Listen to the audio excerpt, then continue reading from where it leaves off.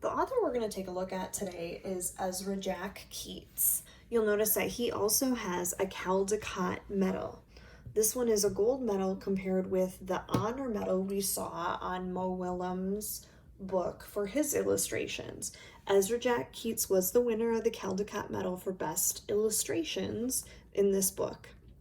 Little boy named Peter is going to have a lot of fun in the snow. I don't know if you have ever seen snow or not, but this kind of story and the stories we're going to share today are called realistic fiction. We know that the word fiction means fantasy or make-believe. Realistic fiction is when a story could really happen, but it has some make-believe characters. As you enjoy the snowy day, I want you to look for compound words where two words can be put together to make one big word. There we go. The snowy day.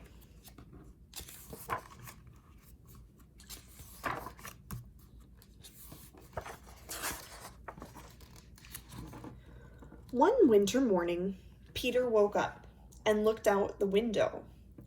Snow had fallen during the night. It covered everything, as far as he could see. After breakfast, he put on his snowsuit and ran outside. The snow was piled very high along the street to make a path for walking. Wonder how it got into those big piles like that.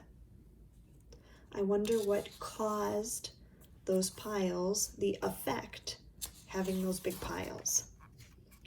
Crunch, crunch, crunch. His feet sank into the snow. He walked with his toes pointed out, like this. He walked with his toes pointing in, like that. Then he dragged his feet slowly to make tracks.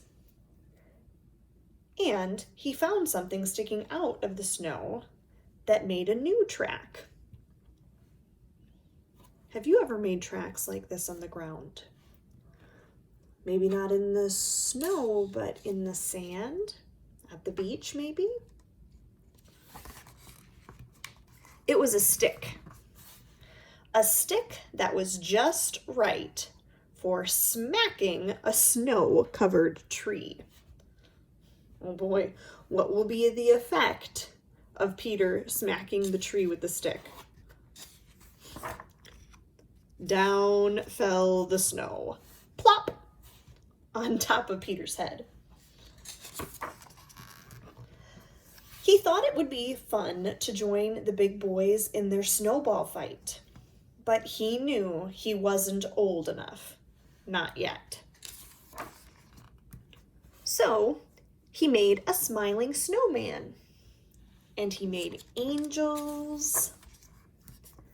He pretended he was a mountain climber and climbed up a great, big, tall, heaping mountain of snow and slid all the way down. He picked up a handful of snow, and another, and still another.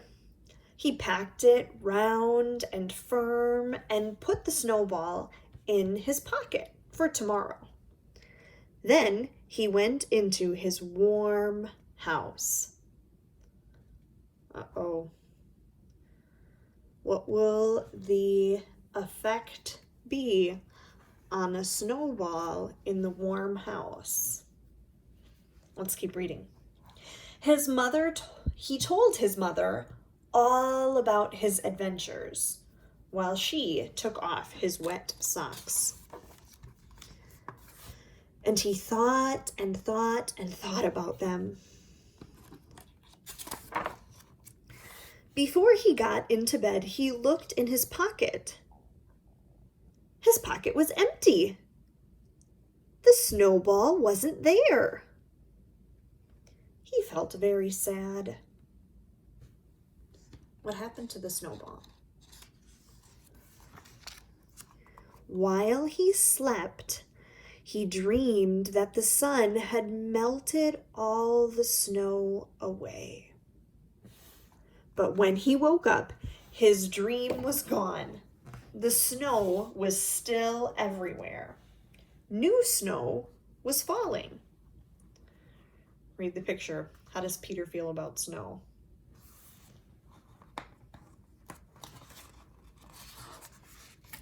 After breakfast, he called his friend from across the hall, and they went out together into the deep, deep snow. The end. It's not the end of Peter's adventures, though. In today's email, I encouraged you, maybe you could write your own realistic fiction about an adventure story in the snow. Peter was happy to share his adventures about what he did while he was outside with his mom. And he wanted to think about them and remember them because they had such a great time. Maybe you could write your own realistic fiction about a time about playing in the snow, whether it's something you've actually done or something that could happen. The next Ezra Jack Keats book that we're going to share is Whistle for Willie. This is one we've enjoyed in the classroom together already. This is where we heard about being persistent. See if you can remember what Peter was doing as he was being persistent. This is Whistle for Willie by Ezra Jack Keats.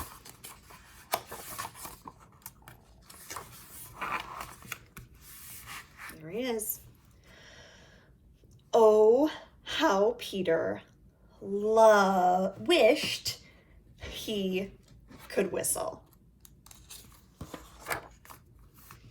He saw a boy playing with his dog. Whenever the boy whistled, the dog ran straight to him. Peter tried and tried to whistle, but he couldn't. So instead, he began to turn himself around and around and around. He whirled faster and faster, and when he stopped, everything turned down and up and up and down and around and around. Peter saw his dog, Willie, coming. Quick as a wink, he hid in an empty carton lying on the sidewalk. Wouldn't it be funny if I whistled, thought Peter. Willie would stop and look around to see who it was. Peter tried again to whistle, but he still couldn't. So Willie just walked on.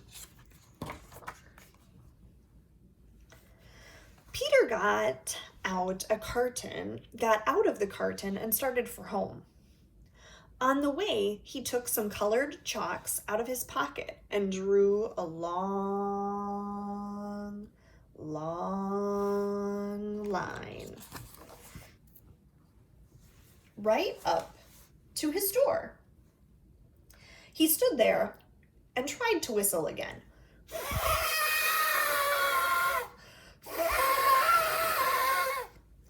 He blew until his cheeks were tired, but nothing happened.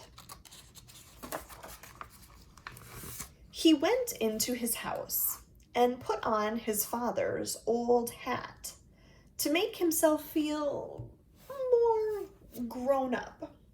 He looked into the mirror to practice whistling.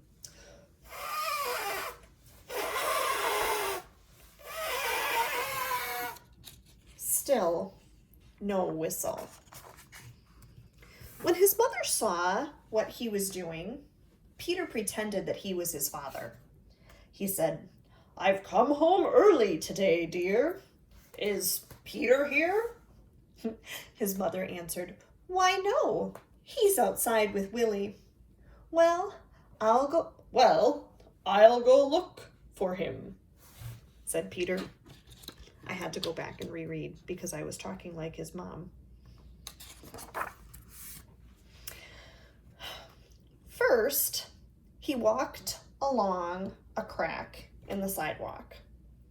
Then he tried to run away from his shadow. He jumped off his shadow, but when he landed, they were together again. He came to the corner where the carton was, and who should he see but Willie? Peter scrambled under the carton. He blew and blew and blew. Suddenly, out came a real whistle. Willie stopped and looked around to see who it was. "It's me!" shouted Peter, and he stood up. Willie raced straight to him. Peter ran home to show his father and mother what he could do. They loved Peter's whistling. So did Willie. Peter's mother asked him and Willie to go on an errand to the grocery store. He whistled all the way there, and he whistled all the way home. The end.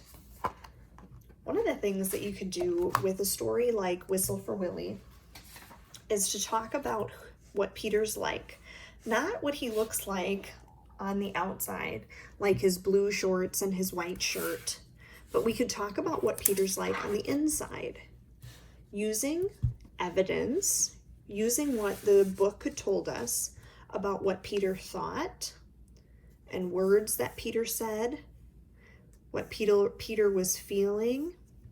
We could talk about his actions, thoughts from his brain, words from his mouth, feelings from his heart, and actions, things that he did.